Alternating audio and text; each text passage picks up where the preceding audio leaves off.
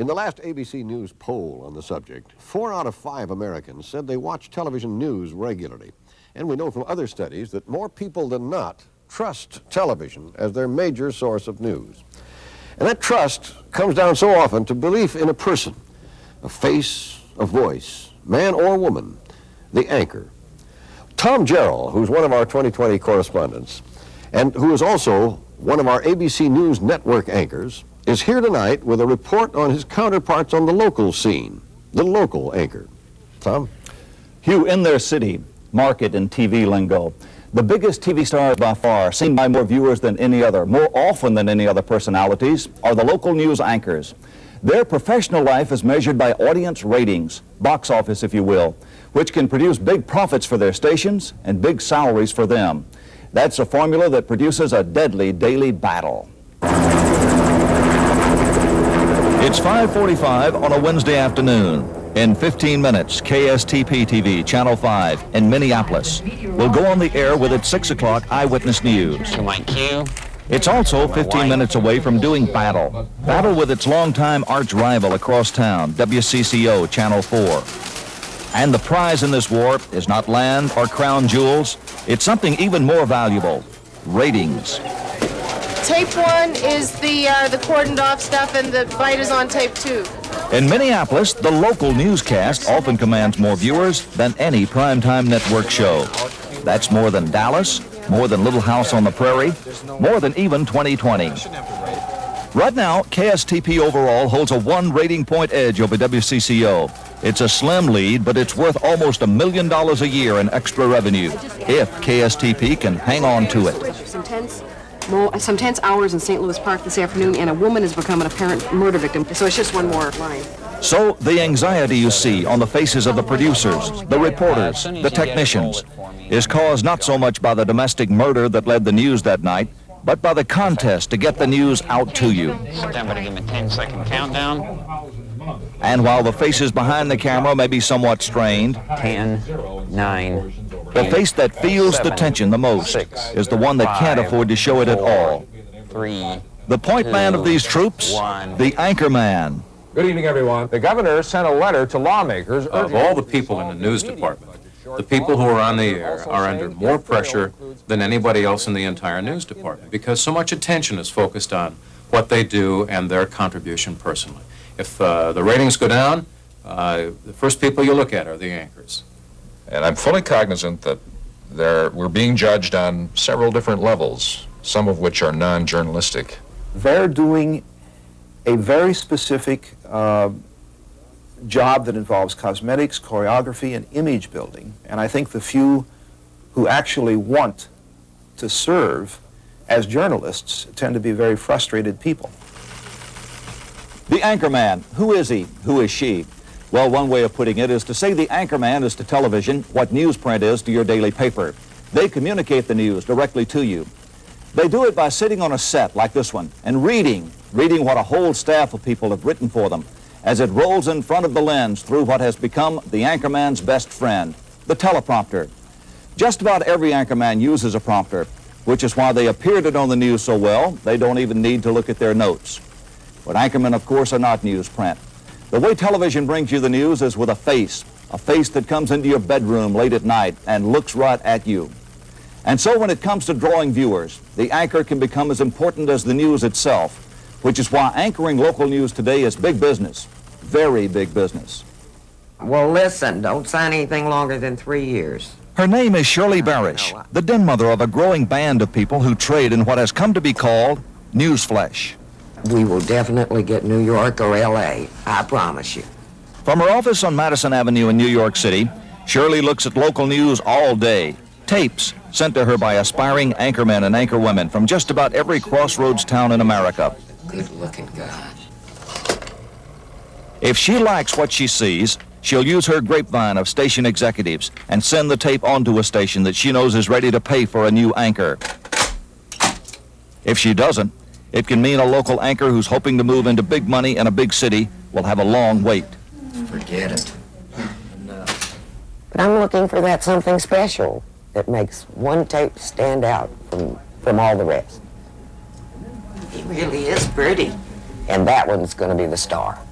But all these people aren't qualified broadcasters. I wouldn't know them. I think that hair is even natural. He's pretty. You may say that. A very, very professional delivery, a warmth, a charisma, which I can't explain at all. Youth?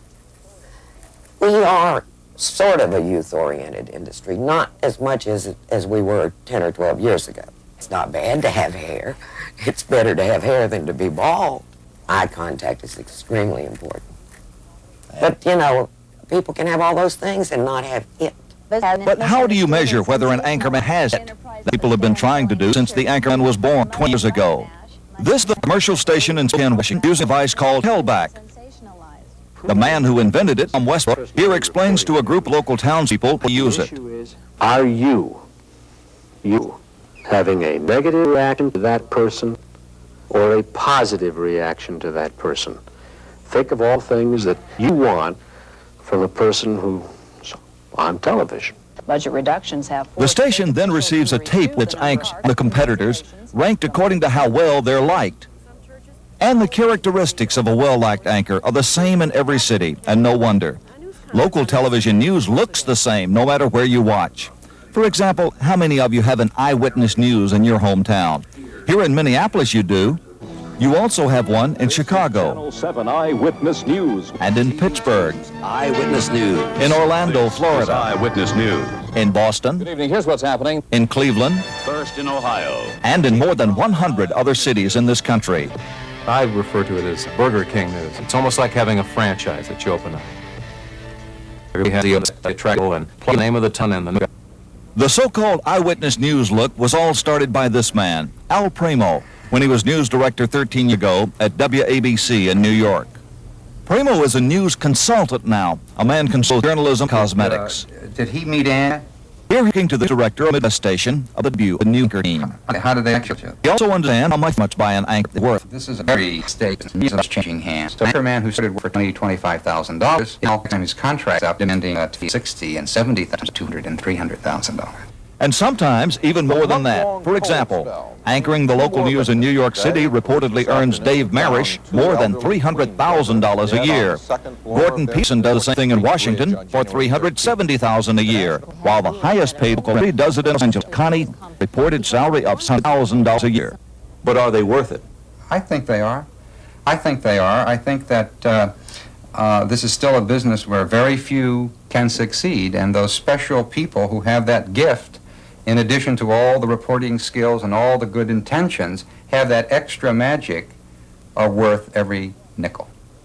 But the patient has to pay for and often be mortal animals, a problem under discussion here.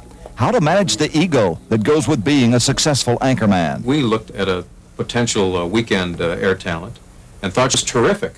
And even did salary competitions were It is a deal for friends who we don't care who before and left. Quite frank, reality of our business is that we build a news program around their recognition factor anchors, their popularity, and when they're popular, they know when the ratings go up, and they have over a bell times. And some of the more unscrupulous ones don't hesitate for a moment to play it for all it's worth. And how was that one for you, okay? That was fine. Okay, do Roseanne and Storm this time. And once an anchorman is picked and paid for, it's time for the hype.